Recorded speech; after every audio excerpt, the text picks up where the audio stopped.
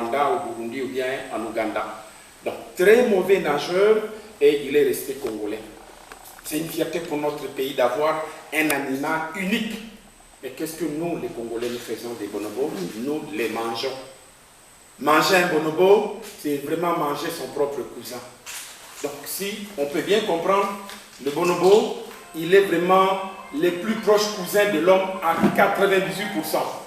À 98%, il a des caractères vraiment humains. Vous les trouvez ça chez le bonobo, mais un bonobo peut marcher longtemps. Vous voyez par exemple ici, il a 4 pattes, mais il peut marcher longtemps debout comme un humain. Il peut se redresser et 20 à 30% debout.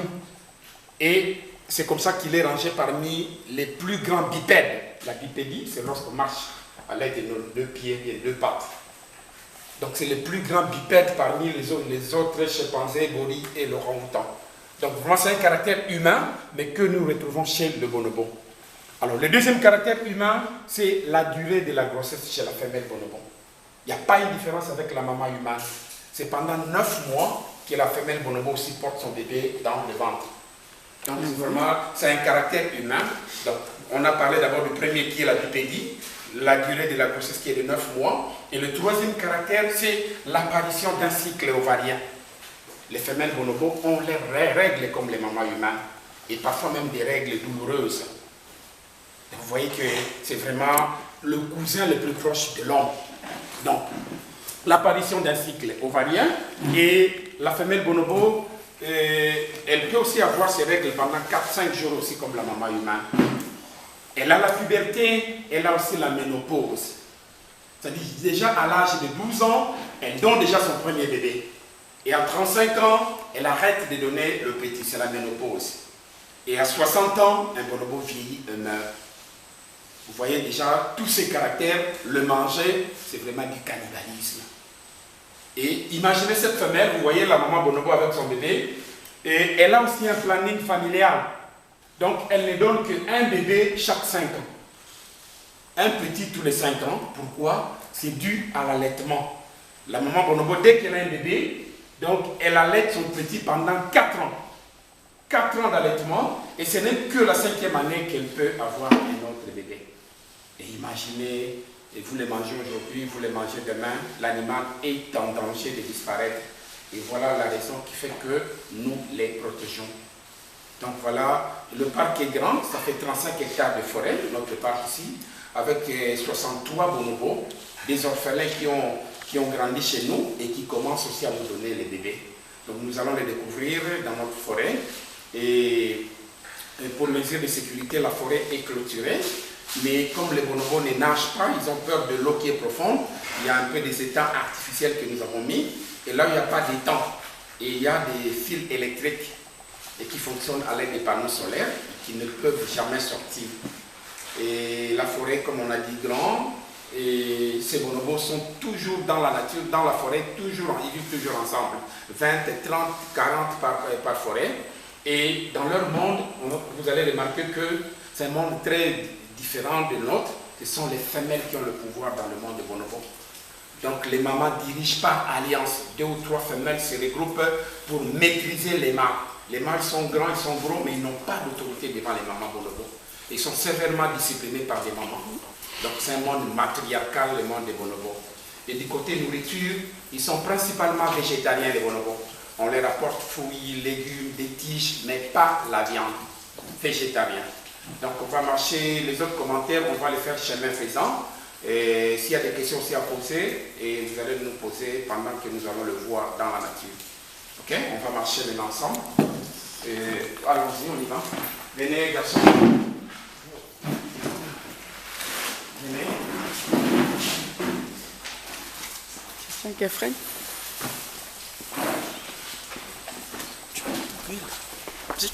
Non. Je prends tout.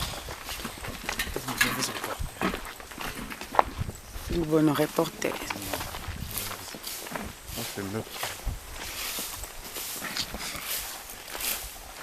À la fin, je vais vous montrer un animal qui est caché ici, l'animal le plus dangereux du monde. Il est là. Le plus dangereux du monde. Mais on va demander aux mamans. Cet animal adore les mamans. On va aller à votre gauche. Donc voilà. C'est quel animal? Cet animal adore les mamans. C'est quel animal? Et bon, vous allez les découvrir à la fin, on va les voir. L'animal le plus dangereux du monde qui est caché là-bas. Mais comme on a 4 mamans, et les 4 mamans, vous allez nous donner le nom de cet animal. Mais en ayant quand même, en nous donnant, voilà, les mamans vont quoi? Ils vont nous faire un petit testament hein, pour voir cet animal. Vous devrez protéger, la seule condition c'est protéger uniquement votre nez.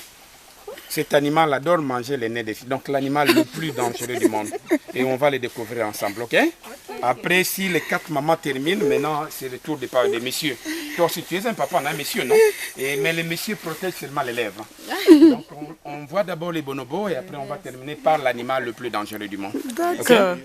Voilà, bon, on va découvrir. Il est caché. L'animal le plus dangereux du monde. Et j'espère que je n'ai pas laissé. Tu peux m'ouvrir ça, s'il te plaît?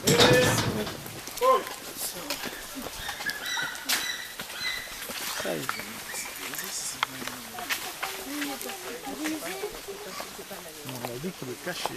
Voilà. Voilà, les cousins sont là. Nos cousins sont en train de boire.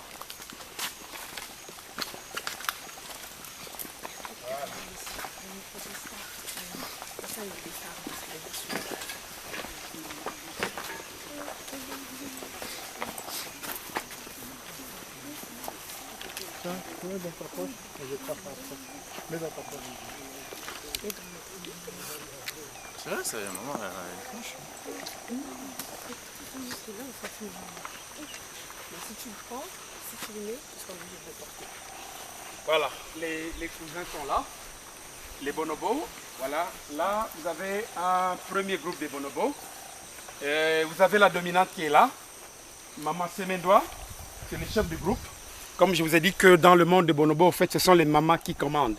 C'est par alliance les femelles bonobos dirigent ici. Donc 2 ou 3 femelles. Ici, on a deux femelles. Il y a Semendoa et vous avez, voilà celle-là, Semendoa. Et puis vous avez Opala. Il n'est pas fâché. Les bonobos ont leur propre langage. C'est-à-dire qu'il peut prendre quelque chose et pour que vous faites bien attention à elle, il vous jette ou quoi. Voilà. Oh, ça y est. C'est le bienvenu. Je vous souhaite un bienvenu. Voilà. Donc vous avez Semendoa qui est là, qui est la dominante. Après Semendoa, vous avez Opala. Voilà Opala, celle qui est debout là-bas. Donc il y a 2 dominantes ici. Vous avez le mâle ici qui s'appelle Manono. Et Manono, vous avez Katakokombe, et vous avez là-bas Elikia. Et donc tous ces bonobos ont des noms congolais. Ils ont des noms congolais, pourquoi? C'est comme on a dit qu'ils ne vivent qu'en RDC. Et les noms que nous leur donnons, ce sont des noms de certains territoires, certaines villes et certaines rivières du Congo. Donc c'est comme on dit, c'est une fierté pour notre pays. Et ensemble, nous devrons vraiment protéger cet animal qui est en danger de disparaître. Et c'est comme ça que nous allons dans les écoles conscientiser les jeunes Congolais à aimer, comme on a dit, à respecter, à protéger la nature. Et cet animal, comme on a dit, le manger, c'est vraiment manger son propre cousin. Je vous ai montré qu'il a des caractères, vraiment caractères humains. Donc pour faire la différence, les mâles et les femelles, vous allez bien voir, derrière les femelles, il y a un gonflement vulvo-anal. C'est un peu rose derrière. Quand vous Paul, tu peux un peu jeter quelque chose pour qu'on voit un peu. Donc voilà. Vous voyez cette jeune femelle, vous voyez derrière, quand vous voyez la couleur rose derrière, c'est une femelle. Mais ils sont différents des mâles. Voilà la dominante qui est debout. Donc voilà Katakokombe et Manono est à côté de moi ici. Et cet étang est artificiel. Donc pour qu'ils ne sortent pas, et ça fait 5 mètres de profondeur. Mais généralement, les bonobos entrent quand même dans l'eau, mais avec des bâtons pour sonder. Ils sondent un peu l'eau. Mais dès qu'ils trouvent que l'eau est profonde, ils n'osent pas traverser. Ils ont peur de l'eau surtout qui est profonde là. Voilà. Là, comme on a dit, la dominante est à côté, Katakokombe, vous avez Manono, vous avez Elikia. Voilà. Et chacun connaît son nom. Voilà. Là, c'est Katako. Là, comme je vous ai parlé, Semendoa est là. Et là, vous avez l'autre, c'est l'adjointe qui s'appelle Opala. Ah, ouais, qu'elle a besoin de ma belle. C'est un langage. Pour montrer que non, voilà, et chaque animal a sa propre langue, sa manière de s'exprimer. Oui. Et les bonobos, il peut taper la poitrine, il peut, donc, et ils ont des cris, ils ont des gestes, ils ont des mimiques comme communication. Et nous, moi par exemple, quand il se met debout là-bas et il prend un peu du sable, ce n'est pas dit qu'ils ne veulent pas de nous, mais c'est un langage, regardez-moi, regardez-moi. Voilà. Il fait l'intéressant en fait. Alors comment on peut reconnaître un bonobo? On reconnaît un bonobo d'abord, comme on a dit, par l'absence de queue. Le bonobo n'a pas de queue. Et quand vous les regardez très bien, on peut bien voir par derrière, comme on a dit. Ils cherchent les moyens pour viser. Le fait qu'ils n'ont pas de queue, c'est comme ça qu'on les range parmi les grands singes du monde. Pas de queue, mais ils ont un cerveau très développé. Donc le bonobo, n'a pas de queue, mais regardez bien la face, regardez bien la figure. Donc la figure est complètement noire. Ils ont une face noire. Et le bonobo a des petites oreilles aussi, noires. Mais ces petites oreilles, regardez Manono, non, regardez, ces petites oreilles sont cachées par des poils. Et ces poils-là, on appelle ça favoris. Donc il a des favoris un peu frappants. Et il a des lèvres roses. Et au niveau des orteils, généralement, le bonobo a le deuxième orteil et le troisième collé. Et quand vous voyez un singe comme ça, c'est que c'est un bonobo. Donc, et on a la chance de les trouver uniquement chez nous en RDC. C'est une fierté pour notre pays. Mais qu'est-ce que nous, les Congolais, nous faisons? Nous préférons les manger. Et manger un bonobo, c'est vraiment, comme on dit, manger ton propre cousin. Je ne sais pas s'il y a des questions. Les questions? Oui, je vois les autres là, c'est comme si vous les avez coiffés ou quoi? Non, on ne les a pas coiffés, mais les bonobos, comme on a dit, il y a certains qui ont perdu un peu de poils, mais cela ne veut pas dire qu'ils sont malades ou bien ils ont vieilli, non. Donc, le poil, par exemple, dans le monde de bonobo, comme ils vivent toujours ensemble, en groupe, et ils ont ce qu'on appelle toilettes intimes. Ils font des toilettes intimes, c'est-à-dire ils peuvent se mettre ensemble et ils commencent un peu à s'épiler, à s'arracher mutuellement de poils et suivre le goût salé là des poils. Et ce n'est pas une maladie. Mais il y a certains qui se laissent faire, mais il y a d'autres qui refusent qu'on les enlève des poils. Regardez par exemple celui qui dit « Kikwit, viens, Kikwit !» Voilà, même Manon encore, Matadi, hein? Vous voyez Matadi? Matadi garde encore ses poils. Donc il y a certains qui refusent un peu l'épilation. Mais d'autres, bon, ils se laissent faire, hein? Mais ce n'est pas une maladie, mais ce n'est pas dû à l'âge. Et même ils ont des matériels pour non, mais c'est naturel. Non, il s'arrache. Ça a bien lancé. Il t'a touché? Il m'a touché bien. Ouais, la plus belle, ouais. Voilà, c'est bien noir, ok. Elle est tellement belle, quelle beauté. Voilà. Ok. Vous avez Semendoa, vous avez Matadi, vous avez Opala, vous avez Katakokombe, et derrière là-bas vous avez Njili, vous avez Manono.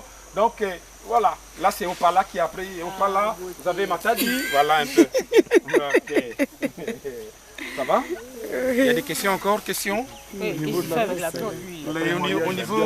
de la taille, le mâle généralement, le mâle est plus grand et plus gros que la femelle. Et le mâle peut aller à 1,20 m et la femelle 90 cm. Donc, mais le mâle est plus grand, il est plus gros, mais il n'a pas d'autorité. On peut être, la femelle, vous voyez qu'elle est mince, elle est en taille, du côté taille, elle est encore elle a moins de taille par rapport au mâle, mais elle a quand même de l'autorité vis-à-vis des... Vous voyez, ce n'est qu'elle qui s'impose ici. C'est maintenant la maman. Les autres sont calmes. Le mâle, il est où le mâle? Il est là, devant. Voilà. Là, qui n'a rien derrière, là. Tous ceux qui n'ont rien derrière, là, c'est les mâles. Les mâles sont moins nombreux que les femelles alors? Ouais, non, on essaie un peu d'équilibrer, mais lorsque nous saisissons, nous confisquons, on ne tient pas compte du sexe. D'accord. On ne tient pas compte que nous, comme c'est un mâle, on les laisse. Nous, ça peut arriver que nous récupérons que des mâles.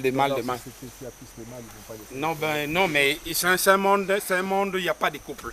Ça, c'est aussi un monde merveilleux. Il n'y a pas de couple, il n'y a pas de jalousie. Hein. C'est pas comme nous les humains, toi tu es avec ton épouse. Dans le monde de bonobo, il y a un mâle pour plusieurs femelles et une femelle pour plusieurs mâles. Donc voilà un peu. Matadi, bonjour Matadi. Voilà Matadi. OP, bonjour OP. Voilà. Il y a encore des questions? Comment vous arrivez à les reconnaître? Non, c'est une question pour les reconnaître. Regardez, ouais, regardez parce qu'ils sont tous pareils là. Vous voyez Matadi, c'est lui qui est devant nous. Regardez par là qui marche. Mais ils sont différents. Mais le premier jour, peut-être, ça peut un peu vous compliquer, mais comment? Mais c'est une question d'habitude. C'est une question d'habitude. L'autre qui est caché là-bas, il s'appelle Kikwit. J'ai vu Kikwit là-bas. Voilà. Kikwit est là. Kikwit, viens. Voilà. Bonjour Kikwit. Il est là derrière. Voilà. Kikwiti. Kikwiti Yakawa. Allez, Kikwiti, bonjour. Ouais. Allez, Kikwiti. Voilà, viens un peu, Kikwiti. Il est là derrière, là-bas, Kikwiti. Tu le vois, c'est un grand mâle. Hein. C'est un grand mâle. Oui, il nous a salué. Hein. Tu l'as vu? Il s'est reconnu aussi par l'air. Oui, il connaît leur nom. Allez, Kikwiti. Il est là derrière, là-bas. Là, vous avez Matadi. Oui. Et voilà la dominante, elle est là. Celle qui nous jetait un peu du sablé là. Voilà. Elle n'est pas méchante. C'est comme à la maison. Chaque enfant a son caractère. Ça, elle veut se montrer que c'est moi. Oui. Oui, c'est moi ici, c'est moi ici. Donc, c'est pas dit qu'elle n'est pas méchante. Elle est tellement belle. Quelle beauté. Voilà, elle vient encore. N'est-ce pas? Tu l'as trouvé, tu peux l'avoir. Elle est musclée hein, comme un homme là. Comme. Oh. Voilà, allez, Kikwit, tu vois, Kikwit est sorti. Hein? C'est pour vous dire bonjour. Viens, non? Kikwit, bonjour. Kikwit, il est timide. Kikwit, viens, non? Non, il n'est pas vraiment timide comme tel, mais devant les femelles, on se réserve. Hein? Il y a un groupe de mamans ici, et des dominantes. Il ne faut pas oser. Faut pas oser. Toi, tu es un mâle, tu veux oser dans le groupe de 3 ici. Vous voyez la dominante, l'adjointe et l'autre là-bas. Allez, n'osez pas. Et si c'était comme ça chez les humains, on aurait toujours des divorces. Hein? Moi, je ne peux pas tolérer que chaque fois mon épouse me tape. Chaque fois, on est au parquet, on est au tribunal. Hein? Mais heureusement